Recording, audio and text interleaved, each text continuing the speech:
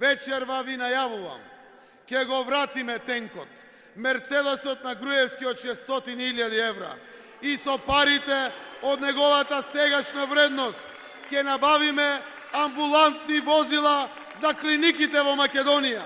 Вака зборуваше Заев пред 3 години. Тогаш бараше поддршка од граѓаните, ветувајќи дека блиндираниот автомобил ќе биде брзо продаден. Овој став на Заев продолжија да го пренесуваат и портпаролите на владата, кои гордо кажуваат дека автомобилот е остаток од режимот и дека ќе се ослободат од него. Символ на нерационално трошење на парите на граѓаните на Република Македонија во едно време кое што сакаме да биде оставено зад нас. Но блиндираниот Мерцедес не се продаде. Во него се воза делегации, но и владата го користеше. После се предомислија. Мерцедесот не го продаваат. Бил изгребан од мачки, а и ке чекале да заврши случајот Тенк, па потоа ќе го ставиле на аукција. Случајот Тенк заврши пред речиси 2 месеца, а дури вчера Заев рече дека Мерцедесот ќе го продавале. После пресудата на Врховен суд, предметот е завршен и сега може да се направи вештачење колку пари би можел да се продаде и да се направи одлука согласно тоа, што да се прави со него.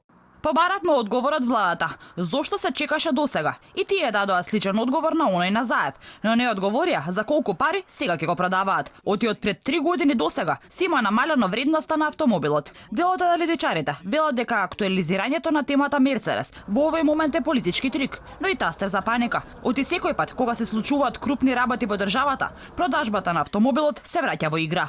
Значи, прашањето на Мерцедесот испадна битпазарска математика. После толку време и со девалвација на цената на Мерцедесот и со девалвација и амортизација на Мерцедесот после неколку години, затоа што кај скапите аута, таа девалвација на цената оди рапидно. Единствениот начин да се продаде тој Мерцедес во овој момент е да се остави на некој плац на битпазар и некој да го купи како second hand ауто. Тоа е несериозно за една држава. Сметам дека ова не е само политичка финта, него е дури и арлекинство. Останува отворено прашањето. Ако навистина Заев имал искрена намера да го продаде Мерцедесот, дури и откако ќе заврши случајот Тенк, зошто чекаше овие 2 месеци, зошто веднаш не го продаде и не ги искористи парите за амбулантни возила, чија набавка и достава трае околу 60 на дена?